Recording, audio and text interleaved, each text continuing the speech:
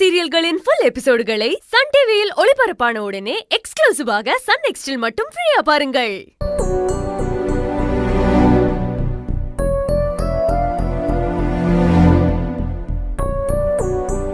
ஈஸ்வரி, என்னம்மா இது?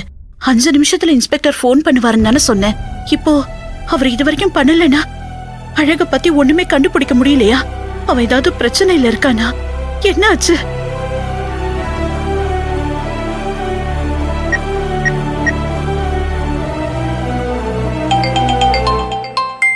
யாரு? இன்ஸ்பெக்டர். பேசு பேசு. சார் சொல்லுங்க, சின்னையா நம்பரை ட்ராக் பண்ணீங்களா? இப்ப பண்ணிட்டேன் மேடம். மேடம், சாரோட நம்பர் கடைசியா உங்க வீடு இருக்கிற ஏரியா டவர்ல தான் ஆன்ல இருந்தது மேடம். அதுக்கப்புறம் சுவிட்ச் ஆஃப் ஆயிருக்கு மேடம். அதுக்கப்புறம் ஆன் ஆகவே இல்லை மேடம்.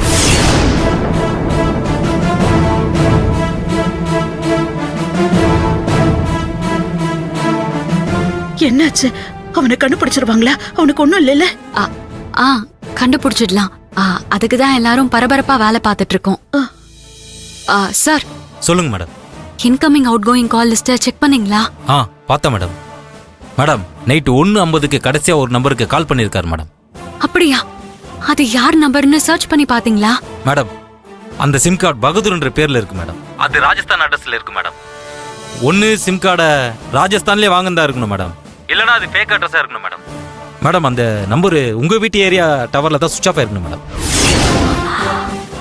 மேடம், அநேகமா அந்த ஆள் கூட தான் சார் போயிருக்கணும் மேடம், இல்லனா சார் அந்த ஆள் கடத்தி கொண்டு போயிருக்கணும் மேடம். சரிங்க சார், நீங்க இமீடியட்டா கிளம்பி வீட்டுக்கு வாங்க. ஓகே மேடம், இப்பயே வரேன் மேடம். சார், வண்டியை ரெடி பண்ணுங்க. என்ன ஈஸ்வரி, என்னாச்சு? அத்தை, சின்னையாவோட நம்பர் வீட்டுக்கு வெளியே தான் ஆஃப் ஆயிருக்கு. அதுக்கப்புறம் இப்ப வரைக்கும் ஆன் ஆகவே இல்லை. ஐயோ, அப்போ அவன் போனை வச்சு அவனை கண்டுபிடிக்க முடியாதா? ஈஸ்வரி, மாப்பிளைய கண்டுபிடிக்க வேற எதுவும் வழி இல்லையா? சின்னையா கடைசியா யாருக்கு கால் பண்ணிருக்காருன்னு பார்த்து கண்டுபிடிச்சிடலாம்.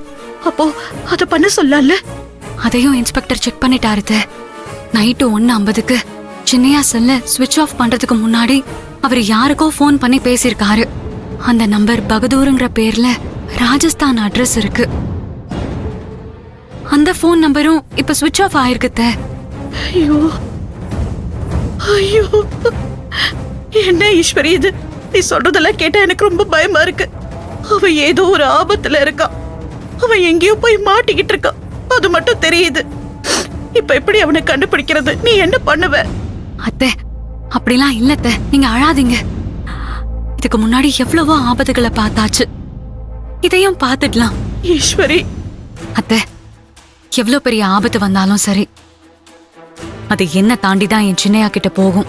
நான் போக விட மாட்டேன். மங்கையம்மா, துர்கா மேடம், அத்தைய கூடவே இருந்து பாத்துக்கோங்க. சரி ஈஸ்வரி, நீ பத்திரமா போய் அழகுவ கூட்டிட்டு வா. அபி, என் கூட வா.